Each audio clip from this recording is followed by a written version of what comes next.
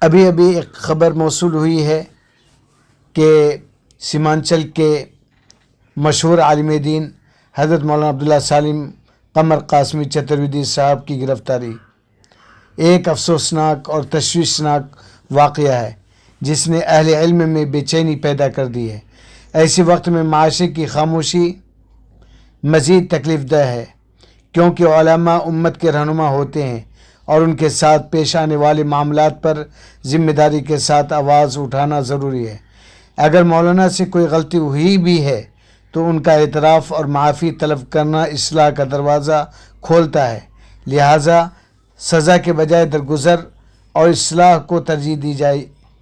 آج ضرورت ہے کہ اس معاملے کو جذبات کے بجائے انصاف اور حکمت کے ساتھ دیکھا جائے۔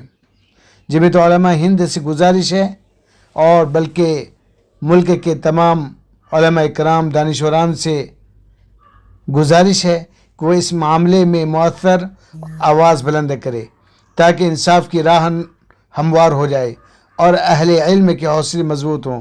اللہ تعالیٰ سے دعا ہے کہ مولانا کو جلد رہائی عطا فرمائے اور ہمیں حق و انصاف کا ساتھ دینے کی توفیق دے۔